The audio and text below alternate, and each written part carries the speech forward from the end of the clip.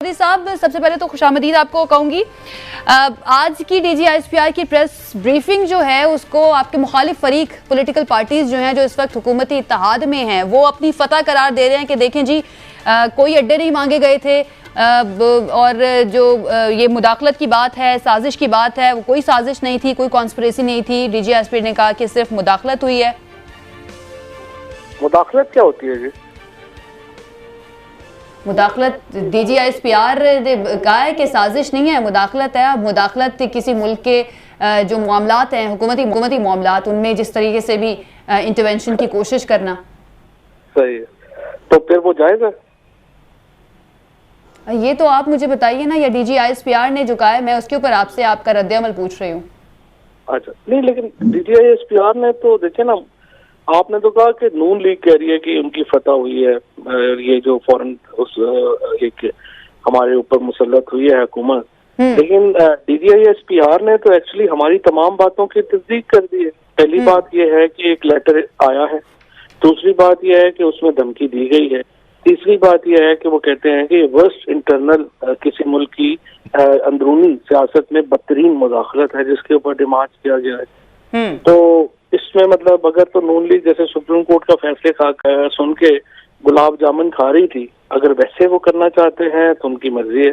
Otherwise तो देखें, ये तो एग्जैक्टली वही है जो नेशनल सिक्योरिटी कमेटी ने कहा था और उसी को रिएट्रेट किया है, उसी की तौसीक की है DGISPR ने। और वो ये कहते हैं अब इसके बाद अगला मरहला जो है वो भी हम कैबिनेट कर चुकी है कि इसके ऊपर जुडिशल कमीशन बनना चाहिए।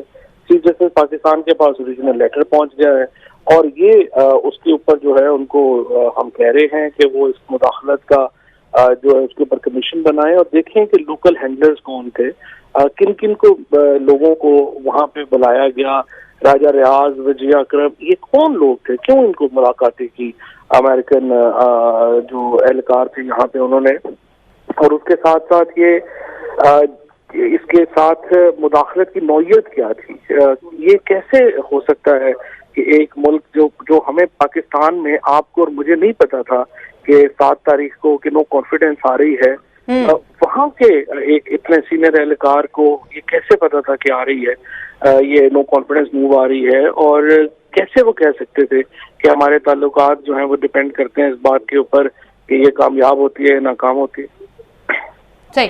अच्छा फवाद चौधरी साहब, अब जो वज़ीर-ए-आज़म है शहबाज शरीफ साहब, उन्होंने भी कहा है कि हम तहकीकात करवाएंगे, और दूसरी तरफ आप लोग भी जुडिशल कमीशन का मुतालबा कर रहे हैं कि इसके ऊपर तहकीकात होनी चाहिए। तो अगर वही कोई बना देते हैं जुडिशल कमीशन, तो आप लोग उसको एक्सेप्ट करेंगे?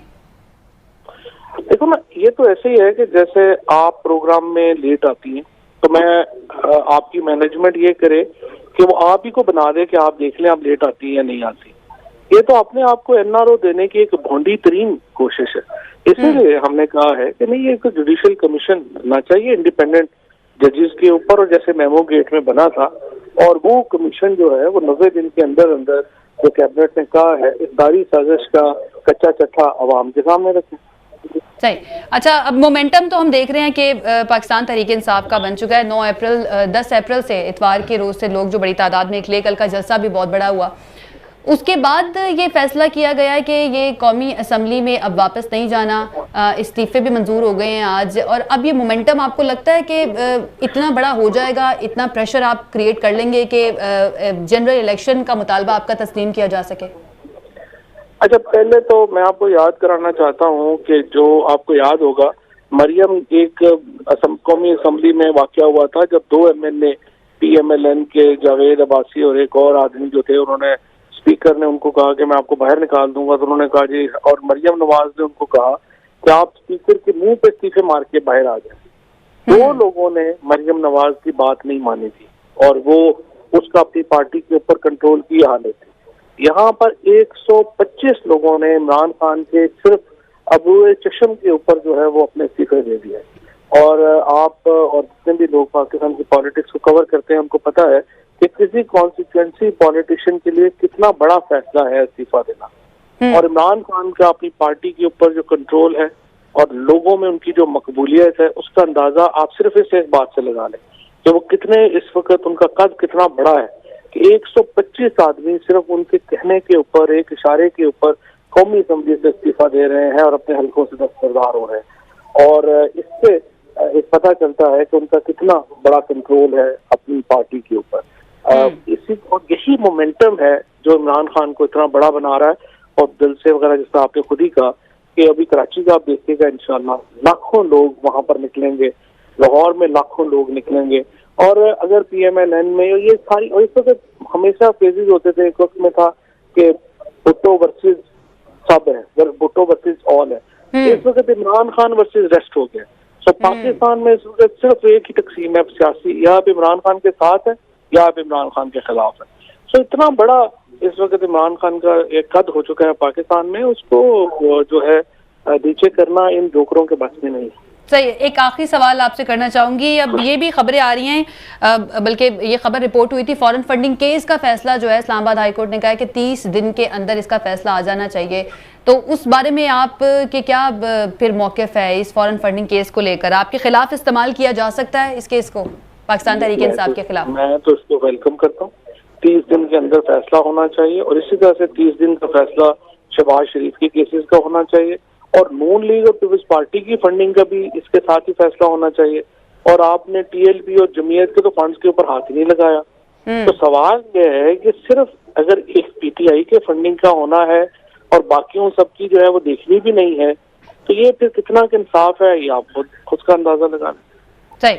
बहुत शुक्रिया जी। फवाद चौधरी साहब हमारे साथ मौजूद थे। जनरल साहब, आपने सुनी फवाद चौधरी साहब की बात भी, और उससे पहले मैं आपसे सवाल कर रही थी, और वो ये था कि मुदाखलत की बात हो गई कि अमेरिका की जानिब से मुदाखलत की गई। दूसरी तरफ हमारी रियासत का एक बयानिया है कि भारत जो है बलूचिस्तान के अंदर बैरूनी मुदाखलत करता है। कुलभूषण यादव की सूरत में हमारे पास सबूत भी मौजूद है। बलूचिस्तान में हमें एक्सेप्ट नहीं है बैरूनी मुदाखलत, लेकिन इस्लामाबाद में एक धमकी आमेज खत के ऊपर सिर्फ हमने डिमांड्स करने पर इक्तफा किया है।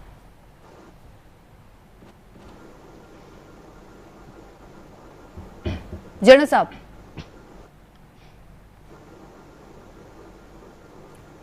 जनरल साहब, आप आवाज उनको नहीं जा रही। अतर काजमी साहब, आप इस सवाल पर कुछ कहना चाहेंगे? देखिए, दो डिफरेंट किस्म के सिनारियोज हैं यहाँ पे। वहाँ पे एक मुल्क था जो आपके यहाँ दहशतगर्दी करवा रहा था और करवा रहा है, अभी भी रियासत की तरफ से ये कहा जाता है, और उधर आपने एक दुश्मन मुल्क का, मुबैना दुश्मन मुल्क का आपने जासूस भी पकड़ लिया। तो वो दो डिफरेंट चीज़ें। यहाँ पे सफारती सतह के ऊपर एक चीज़ हुई तो उसका आपने सफारती सतह के ऊपर जवाब देना था, और वही जवाब आपने दिया। उनके डिप्लोमेट को बुला के आपने हाईएस्ट लेवल का एहतजाज करवाया। अब जो लोग ये कह रहे हैं कोई साजिश नहीं हुई, कुछ नहीं हुआ, भाई मुदाखलत क्या होती है? मुदाखलत यही होती है ना कि आप पहले साजिश करते हैं, अगर छुप के करें, और मुदाखलत वो होती है कि आप खुल के करें।